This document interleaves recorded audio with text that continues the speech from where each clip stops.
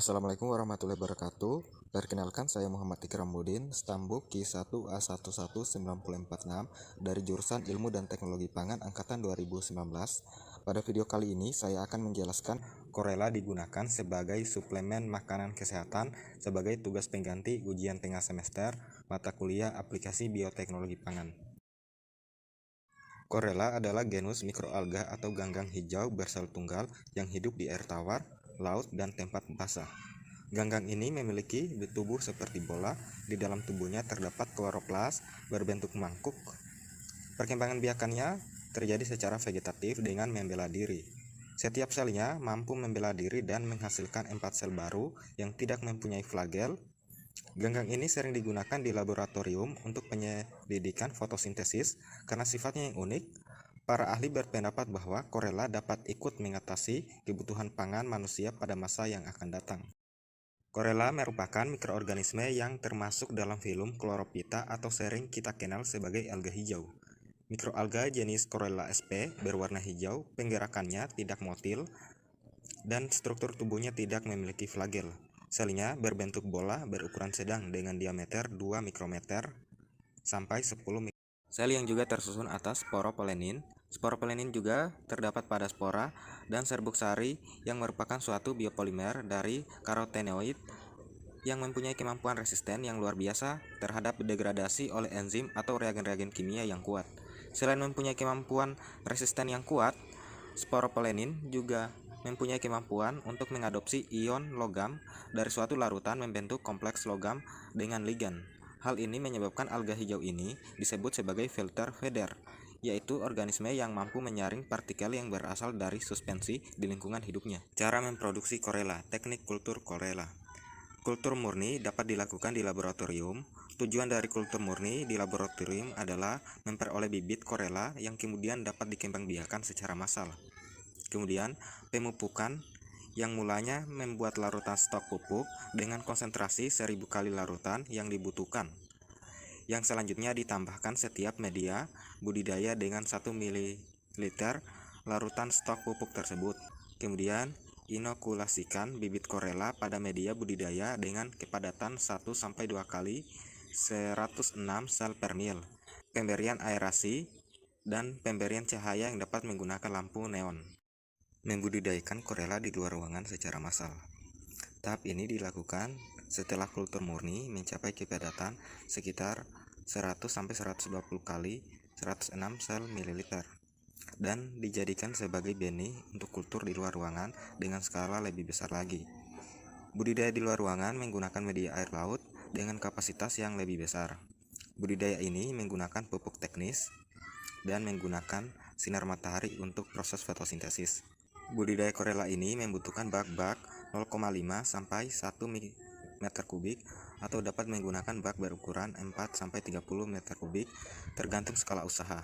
Jenis pupuk dan dosis yang digunakan dalam setiap meter kubik media air kultur adalah 100 gram pupuk ZA, 30 gram pupuk TSP, dan 10 gram pupuk urea. Benih Korela ditebarkan dengan kepadatan 1-2 juta sel mililiter atau kurang lebih 1/10 dari volume bak dan dipasok aerasi sebagai sumber oksigen. Penebaran benih sebaiknya dilakukan pada pagi hari untuk menghindari kematian benih. Korela akan berkembang biak dengan baik bila air kultur menjadi hijau dan berarti tingkat kepadatan yang tinggi. Biasanya setelah 5-7 hari Korela dapat dipanen. Lamanya budidaya juga tergantung oleh cuaca. Kadang-kadang di luar dalam kultur ini dijumpai Korela yang tidak berkembang baik. Hal ini kemungkinan disebabkan oleh kontaminasi organisme Chilita atau protozoa yang mengakibatkan terhambatnya perkembangbiakan kultur.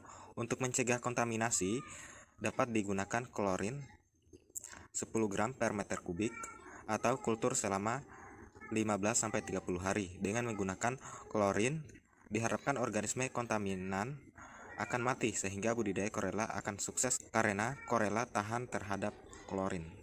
Kondisi hidup Korela. Korela tumbuh baik pada suhu 20 derajat Celcius tetapi tumbuh lambat pada suhu 32 derajat Celcius. Kisaran suhu untuk pertumbuhan Korela yaitu pada suhu antara 25-30 derajat Celcius. Korela tumbuh pada salinitas 25 ppt. Korela air laut dapat mentolerir salinitas antara 33 sampai 40 ppt, Korela tumbuh lambat pada sanitasi 15 ppm, dan hampir tidak tumbuh pada sanitasi 0 dan 60 ppm, Korela memiliki kemampuan tahan terhadap rentan salinitas yang tinggi. Korela masih bisa hidup antara salinitas 37 ppt, Keunggulan Korela. Yang pertama, nutrisi protein sebesar 51-58%, minyak sebesar 28-32%, karbohidrat 12-17%, lemak 14-22%, dan asam nukleat 4-5%. Manfaat mengonsumsi Korela. Yang pertama, membantu detoksifikasi. Korela mampu membantu tubuh melakukan proses detoksifikasi. Banyak studi ilmiah pada hewan yang menunjukkan bahwa ganggang ini efektif menghilangkan logam berat seperti kadmium dan timbal, serta senyawa berbahaya lainnya dari dalam tubuh. Yang kedua, menurunkan kolesterol jahat. Mengonsumsi 5 hingga 10 gram Korela setiap harinya dapat menurunkan kolesterol jahat. Dan yang ketiga, mengontrol tekanan darah. Suplemen Korela disinyalir bisa meningkatkan kesehatan jantung dan ginjal, sehingga menjaga tekanan darah tetap normal. Dan yang terakhir, mengontrol kadar gula darah. Mengonsumsi Korela selama 12 minggu dapat menurunkan kadar gula darah pada orang yang punya pola hidup tak sehat. Korela digunakan sebagai suplemen kesehatan. Sun Korela, salah satu perusahaan yang mengolah Korela menjadi nutrisi tambahan, adalah perusahaan Citra Nusa Insan Cemerlang dengan merek produk Sun Korela. Pada mulanya, bahan baku Korela didatangkan dari mancanegara. Berkat riset mendalam, akhirnya ganggang hijau ini berhasil dikembangbiakan di dalam negeri. Kepala Marketing PT CNI menjelaskan sosialisasi hasil uji klinis tentang manfaat dan efektif pemberian suplemen Sun Korela terhadap kebutuhan nutrisi dan kesehatan tubuh manusia beberapa kali telah dilakukan. Korela memiliki beberapa kandungan utama antara lain beta-karoten dalam Korela lebih tinggi dibandingkan dengan wortel, pepaya, atau tomat. Beta-karotin dikenal sebagai antioksidan, penangkal radikal bebas, dan pencegah kanker. Merangsang sistem kekebalan tubuh serta sumber vitamin A. Di samping itu, kandungan klorofil dalam Korela mencapai 7%. Satu angka presentasi tertinggi di antara tumbuhan hijau lainnya.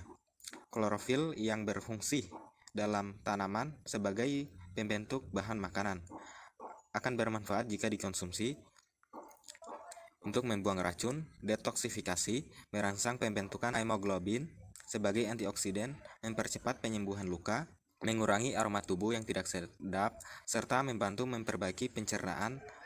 Besar manfaatnya Korela untuk kesehatan manusia pada masa depan.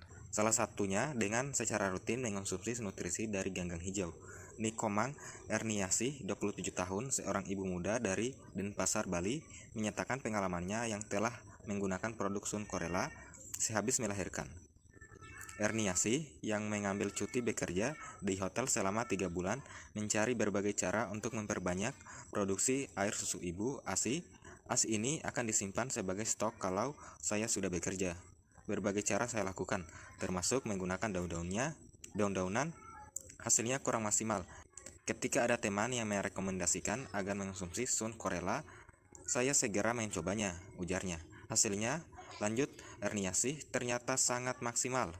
ASI yang dipera menjadi lebih banyak sehingga dapat disimpan sebagai cadangan persediaan bagi buah hati dan disimpan dalam kulkas. Sejak itu saya rajin mengonsumsi produk ini karena terbukti positif dan banyak khasiatnya untuk kesehatan, kata ibu satu anak ini.